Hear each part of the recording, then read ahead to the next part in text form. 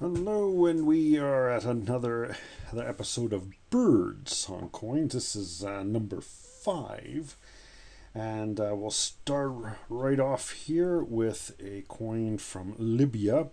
This is 100 dirhams, of course, and the bird on it is here. This is it's a heraldic bird, of course.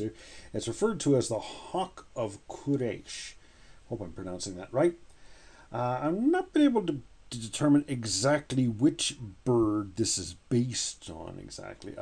Possibly the golden eagle, which makes and I'm thinking of that because another stylized bird used in the parts of the Middle East is called the Eagle of Saladin, and it apparently is based on the golden eagle. So I'm guessing this is probably roughly based on a golden eagle.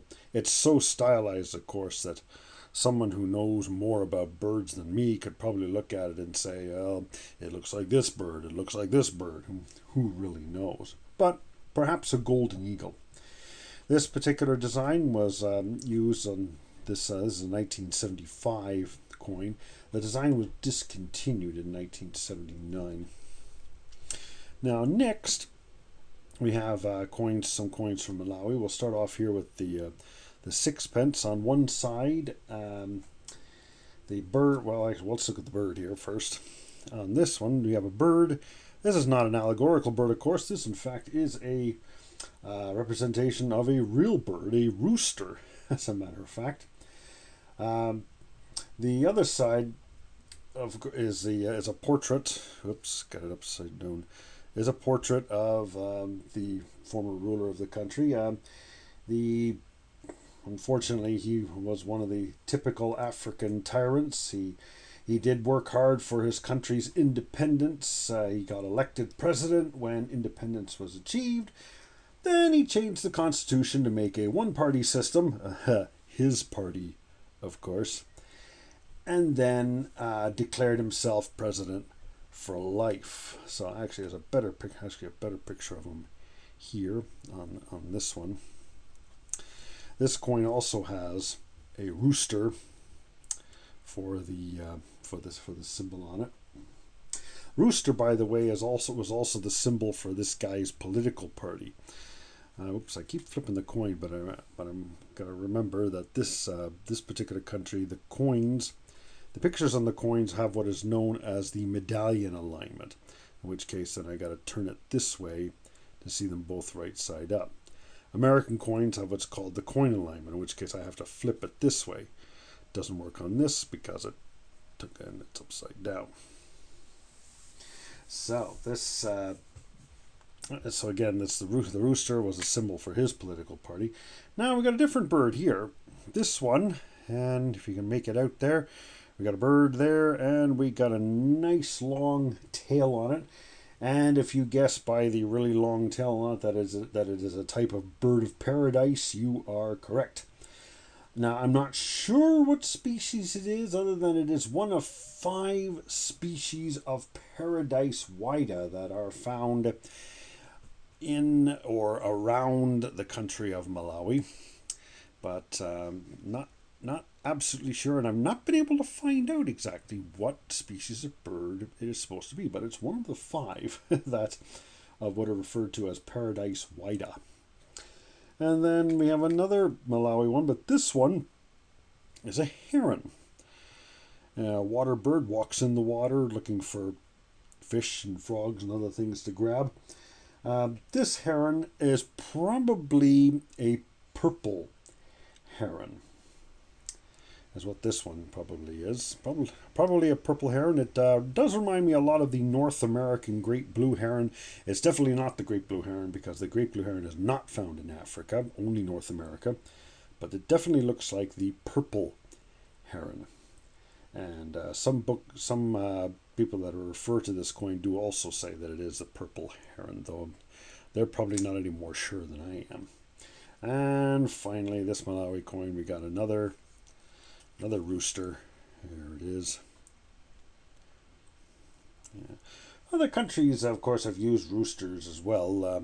France, as you may know, used a rooster design on some of its coins. The rooster, still a popular symbol of France. If you ever watch a French national soccer team playing, the front of their jerseys will have a rooster logo on it as a symbol for France.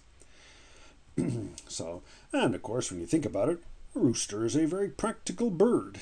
It's or should I say specifically, the chicken is a very popular bird for eating and providing eggs. So, indeed, it deserves to be on a coin. Next, we go to Mexico, or as I think the Spanish would pronounce it, Mexico. And we have a coin here now. This coin is a 1 centavo from 1890. It was struck in Mexico City, but here's the problem. It was struck in pure copper.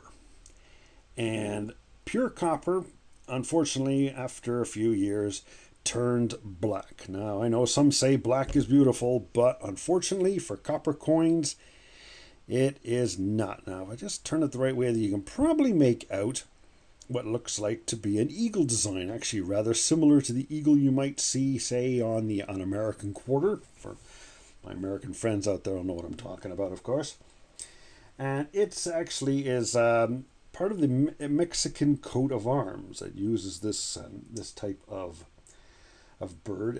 Now the bird, the funny thing about based on the Aztecs, these were the Aztecs, of course, the people who lived in Mexico before the Spanish arrived.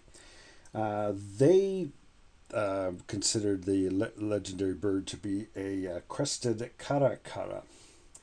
This is a bird that is in the eagle family, and feeds on carrion, kind of like a vulture, though. Now, and again, unfortunately, not a very clear picture. Let's see if we get a better one here. This is a 20 centavo coin, and it's got the newer version of the Mexican coat of arms. And again, not the clearest though. And the new one. Let's go to the next one here. Maybe you get a clearer picture out of this one. Whoops, upside down. And we got here the bird in this case is a golden eagle. Yes, there's a golden eagle again. Golden eagle seems to be a very popular bird to have as a symbol of if you want to put a bird on a coat of arms or coin, for example.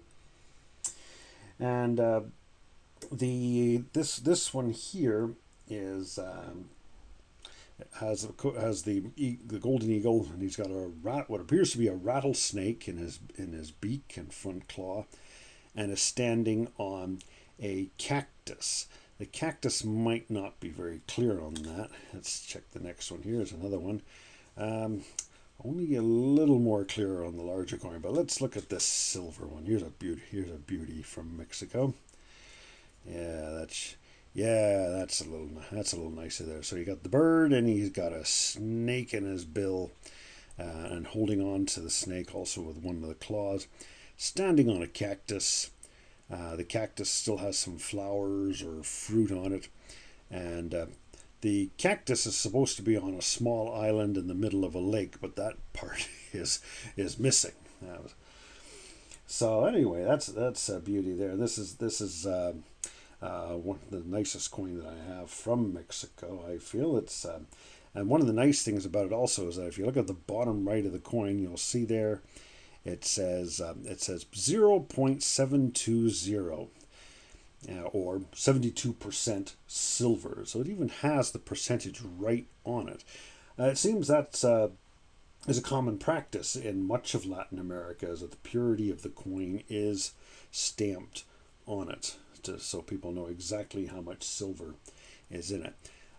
Considering things like hyperinflation, as I've talked about before in Latin American countries, it's nice to know exactly how much silver you're getting when you get these coins. Finally, we have a little country called Namibia. This one is an interesting one because it's got a bird on both sides. First, we have the coat of arms for the country on one side, At the top, above the shield, is a bird. In this case, the bird is an African sea eagle. If you look up African sea eagle online, you may notice that it looks similar to the American bald eagle with a white head, and it feeds predominantly on fish, just like the American bald eagle, though it also steals chickens, unfortunately, which has resulted in this particular bird becoming endangered because farmers are shooting it. Similar thing, of course, almost happened to the American bald eagle until everybody figured out that the last thing you want to do is to have the America's national bird go extinct. I will talk more about the national bird of the United States in a future video when we get to the U.S. Now, this one, the other bird on it, is on this side, and this is another bird that is endangered. And it is called a Basilur Eagle, and it's also an endangered species. In this case, I guess it's on the coin for the sake of preserving the bird. This is something that many countries have done: is they put important but endangered animals on their coins to try to make people aware that these beautiful animals are in danger of completely disappearing if we are not careful. So yeah, it's endangered. The other bird, by the way, just going back to the sea eagle for a moment, it is actually the official bird of Namibia. It's also the official bird of a few other countries in the sub-Saharan Africa. It's quite a popular bird, and I was saying that it was endangered, but I guess it's I made a mistake there. It's endangered around Namibia. There aren't an awful lot of them around Namibia, but in other countries they are somewhat more plentiful. Still, birds of prey, of course, should be protected. They are an important part of any ecosystem, and as long as we can keep them away from killing livestock, we probably shouldn't do them any harm. So there it is, Namibia. Yeah. Just in case anybody's wondering, Namibia, of course, is a country. It used to be called Southwest Africa. It's just northwest of South Africa. So there's another few countries there and a few new birds on the coins. So again, if you have any questions, of course, please feel free to write them in the notes. And if you haven't subscribed, and I'll say once again, over 80% of those who have watched my video have not subscribed. So I do ask you to please subscribe. It'll be greatly appreciated. And of course, be sure to ring the bell so you can find out when my next one will come out. And there of course will be others coming out. I try to put something out every 2 or 3 days. So don't forget to ring the bell. And I thank you very much for watching.